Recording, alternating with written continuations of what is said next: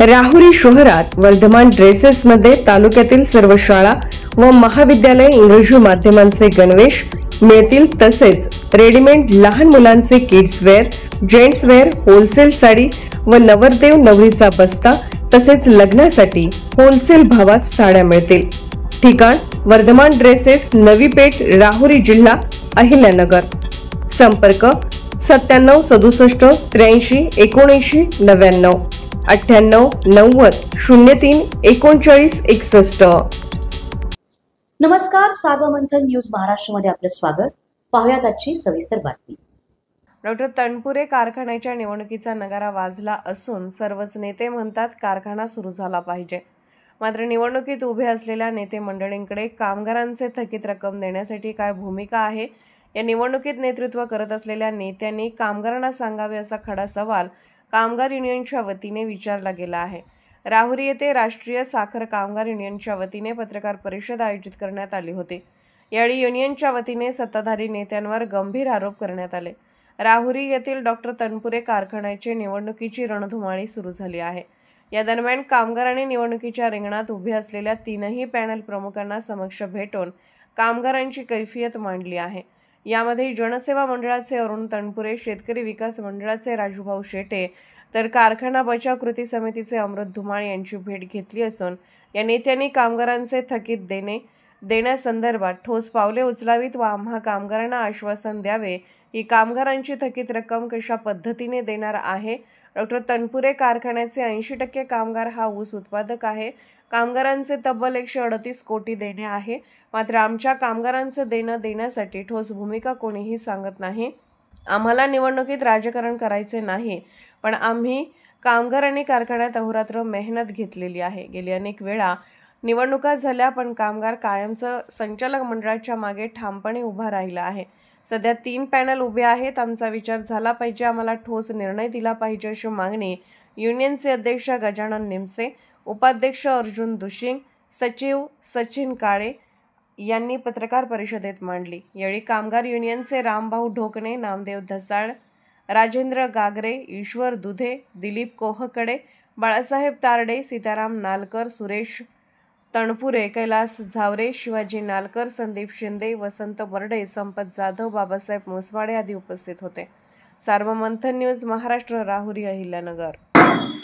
नमस्कार। डॉक्टर बाबूराव बापूजी तनपुरे सहकारी साखर कारखान्याच्या होऊ घातलेल्या पंचवार्षिक निवडणुकीच्या निमित्ताने आज आम्ही राष्ट्रीय साखर कामगार युनियनच्या माध्यमातून या ठिकाणी या निवडणुकीमध्ये होऊ घातलेल्या या उद्याच्या निवडणुकीत कारखाना कामगारांच्या बद्दल जी थकीत मोठी रक्कम थकलेली आहे, कामगारांची सुमारे 138 कोटीची येणी आहे, ती मिळण्याकरता आत्ताच आमच्या सहकार्यांनी अनेक भूमिका आपणारा विशद केलेल्या आहेत।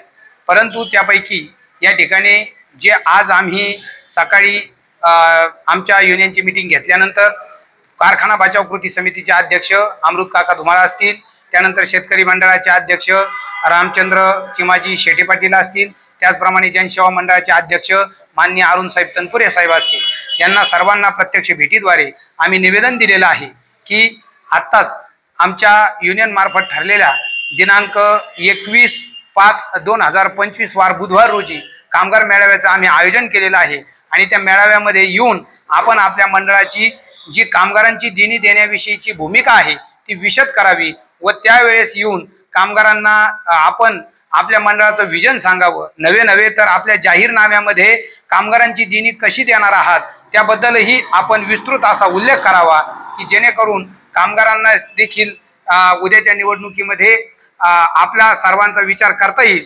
व याद्वारे अजून एक गोष्ट मी आपणास स्पष्ट करू इच्छितो की गेल्या अनेक वर्षापासून कारखाना बंद आहे, परंतु कारखाना बंदचं खापर सातत्याने कारखाना कामगारांवरती फोडलं जातं। परंतु ती बाब अतिशय चुकीची आहे, कारण की कारखाना बंद पडत असताना केवळ आणि केवळ या राज्यकर्त्यांच्या व या राजकीय मंडळींच्या नाकर्तेपणामुळे कारखाना बंद पडलेला आहे। नाचता येईना अंगण वाकडे अशी परिस्थिती आहे। कामगारांना पुढं करून त्यांचं पाप ते आमच्या आडून झाकण्याचा प्रयत्न करतात। ही गोष्ट अतिशय चुकीची आहे, कारण की ज्या वेळेला कारखान्याला आर्थिक तुटवडा भासला त्या वेळेला कामगारांनी पगार न घेता या कारखान्याची ओव्हर ऑइलिंग असेल, या कारखान्याची लेबर भरती असेल, या कारखान्याचे वेगवेगळे इतर काही काम असतील त्या सर्वांसाठी कारखान्याच्या कर्मचाऱ्याने त्यावेळेला पगार हा घेतलेला नाही, उलट पगाराचे पैसे या संचालक मंडळाला वापरायला दिलेले आहेत। ही खरी ही सत्य बाब आहे व ही खरी जनतेसमोर आली पाहिजे, हाच यातून आमचा मानस आहे। कामगारांनी आजपर्यंत कारखान्याला वेळोवेळी जी मदत केली म्हणून आता हे इलेक्शन होत आहे, नाहीतर याच्यापूर्वी 10 वर्षापूर्वीच कारखाना बंद पडला असता। परंतु या ठिकाणी हे कुठलेही राजकीय मंडळी या ठिकाणी मान्य करणार नाही। परंतु यातून आम्ही एकच नमूद करू इच्छितो की कामगारांची 138 कोटींची जी देणी आहे ती आपण यापुढे भविष्यामध्ये कशी देणार आहात।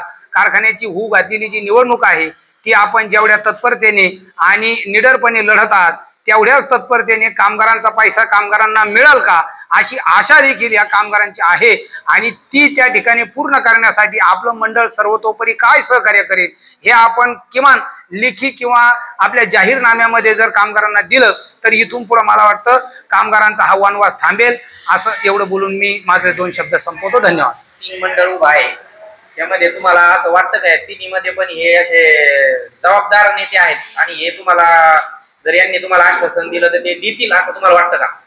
नक्कीच राहुरी कारखान्याची जी निवडणूक आता होत आहे तर ती 8 वर्षातून ती निवडणूक होत असताना या ठिकाणी आपण सर्वांनी बघितलेलं आहे की यापूर्वी 180 अर्जांची विक्रमी विक्री कधीही झालेली नव्हती, परंतु या वेळेला ती झालेली आहे। मी त्याही वेळेस म्हटलो होतो व आपण पत्रकार बांधवांनी ती बातमी प्रसिद्ध केली होती की या कारखान्यामध्ये असं काय घबाड आहे की ज्या कारखान्याला 4 पॅनल उभे राहतात आणि नवे तर एवढे पॅनल उभे राहून हे इथं येऊन काय साध्य करू इच्छितात। तर यातून कामगारांना कुठलंही राजकारण करायचं नाही, परंतु कामगारांना त्या ठिकाणी त्यांची देणी जी थकलेली आहे ती मिळण्यासाठी आमची खरं तर ही कसरत सुरू आहे आणि ही जर देणी देण्यासाठी कोण सक्षम आहे किंवा कोण सक्षम नाही ते येत्या निवडणुकीमध्ये कारखान्याचा ऊस उत्पादक सभासद हा 21,000 सभासदांचं मतदान त्या ठिकाणी आहे। त्यामुळे या ठिकाणी आम्हाला आमची देणी मिळतील या बाबतीतच आमची लढाई सुरू आहे।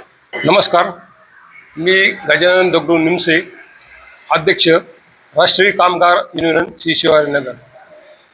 आता राहुरी कारखान्याचे इलेक्शन चालू झाले आणि त्या इलेक्शनमध्ये कामगाराची भूमिका मांडण्यासाठी मी इथं उभा आहे। आता सध्या कारखान्याचे 3 पॅनल झालेले आहेत आणि त्या पॅनलच्या मधून कामगाराचं थकीत देण्यासंदर्भात आम्ही विचारविनिमय करणार आहे।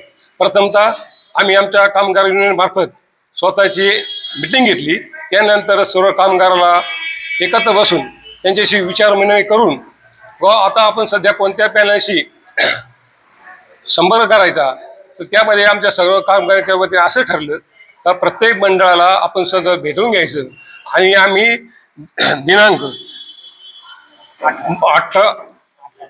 21/5/25 रोजी सकाळी 9 वाजता लक्ष्मीनारायण मंदिर येथे मीटिंग आयोजित केली कामगाराची। त्यामध्ये सर्व पॅनलला मी आमंत्रित केलं आहे आणि त्यांनी प्रत्येक पॅनलनी ते स्वतःचं कामगाराबद्दल जे दिन आहे त्याबद्दल त्यांचं काय विजन आहे, कामगार करतात ते काय करणार आहेत आणि कसं पद्धतीने देणार आहेत।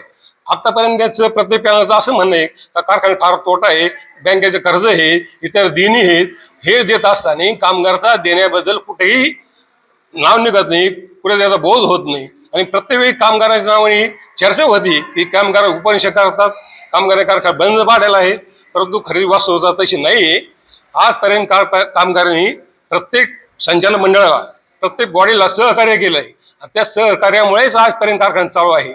प्रत्येक वेळेस कारखाना चालू करत असताना कारखान्याचा सीजन असेल त्यावेळेस सीजनमध्ये तुम्हाला लेबर भरती असेल, त्यावेळेस काही पैशाची अडचण असेल, त्या प्रत्येक वेळेस कामगारांनी मागं घेऊन स्वतःचे पैसे त्या सीजन करता वापरायला करता दिले। तर आपल्या वाटलं आपला कारखाना चालू राहायला पाहिजे, कारखाना चालू राहिला तर सभासद, शेतकरी, व्यापारी सगळ्यांचे त्यामधून आर्थिक उन्नती होती। प्रत्येक आम्ही सहकार्य केलं आहे आणि सहकार्य केल्यामुळेच आज जे 138 कोटी थकलेत हे केवळ थोडे करून आतापर्यंत झालेत। केवळ कामगारांनी सहकार्य केलं, त्यांची भावना चांगली होती, त्यामुळे जेवढी रक्कम थकीत झाली। तरी आता उद्याच्या मेळाव्यात आम्ही त्यांना आव्हान केलंय, त्यांनी प्रतिनिधी यावं, कारखाना चालू करावा, त्यांना आम्ही कारखाना चालू करण्याबद्दल शुभेच्छा देतो। परंतु त्याबरोबरच कारखान्याचे कामगाराचे देणे संदर्भात त्यांनी आम्हाला मार्गदर्शन करावं, आमचं जे कसं देणार ते दाखवावं. ते त्यांची मिटिंग झाल्यानंतर प्रत्येक मंडळाचं आम्ही सगळं ऐकून घेऊ. त्यानंतर आमची परत कामगारात एक मेळावा लावणार आहेत. त्या मेळाव्यामध्ये आम्ही आमचं काय असेल भूमिका ते स्पष्ट करू. थांबतो. सार्वमंथन न्यूज महाराष्ट्राला लाईक करा, शेअर करा, सबस्क्राईब करा.